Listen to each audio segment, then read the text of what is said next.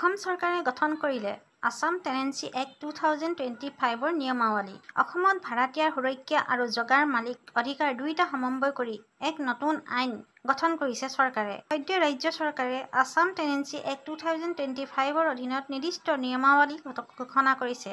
এই আইনৰ মূল উদ্দেশ্য হৈছে মালিক আৰু ভাড়াতীয়াৰ মাজত আইনী সুৰক্ষিত চুক্তি গঠন কৰা, ভাড়া প্ৰক্ৰিয়া সুৰক্ষিত আৰু স্বচ্ছ কৰাৰ লগতে মালিকে যাতে নিজৰ অধিকাৰ ৰক্ষা কৰিব পাৰে সেই ব্যৱস্থা কৰা। ভাড়াতীয়াই যাতে অত্যাচাৰৰ সন্মুখীন নহয় সেয়াও নিশ্চিত কৰা। কিয় নতুন আইন আনি লৈছে? পুৰণি Assam urban areas rent control act 1972ত বহুত অসুবিধা আছিল। সময়ৰ সলনি অনুসৰি ভাড়া আইন সংস্কাৰৰ প্ৰয়োজনীয়তা আছিল। ভাড়া, বিতণ্ডা, জগা খালী কৰা প্ৰক্ৰিয়া আৰু আদালতৰ মামলাই বছৰে বছৰে বৃদ্ধি পাইছিল। এই পৰিপ্ৰেক্ষিতত নতুন আছাম টেনেন্সি এক্ট 2025 গঠন কৰা হয়।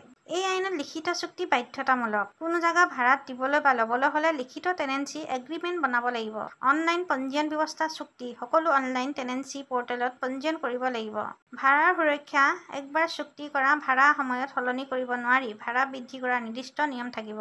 খালী কৰাৰ নিয়ম, চুক্তিৰ ম্যাদ শেষ হ'লে বা আইনী কাৰণত ভাড়াতীয়াই জাগা খালী কৰিব লাগিব। টেনেণ্টৰ অধিকাৰ, ভাড়াতীয়াক জগাৰ মালিকে বেছি ভাড়া ল'বলৈ বা হাইৰানি কৰিব নোৱাৰিব।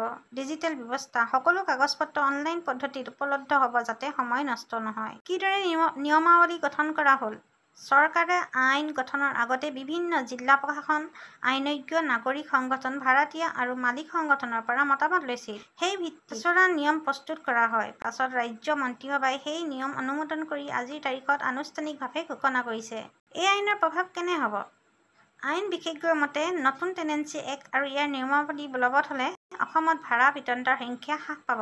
ভাড়া প্ৰক্ৰিয়া স্বচ্ছ আৰু সুৰক্ষিত হ'ব। জাগাৰ মালিকে নিশ্চিন্তে জাগা ভাড়াত দিব পাৰিব। সাধাৰণ লোকে আইনগত সুৰক্ষাৰ সৈতে ভাড়াত থাকিব পাৰিব। এইদৰে বহু প্ৰত্যাশিত আছাম টেনেন্সি এক্ট 2025 আৰু ইয়াৰ নিয়মাৱলী গঠন কৰি অসম চৰকাৰে এক নতুন যুগৰ সূচনা কৰিলে। যদি ভিডিঅ'বোৰ চাই আপোনালোকৰ ভাল লাগে মোৰ চেনেলটো প্লিজ ছাবস্ক্ৰাইব কৰি দিব বুলি আশা ৰাখিলোঁ। ধন্যবাদ।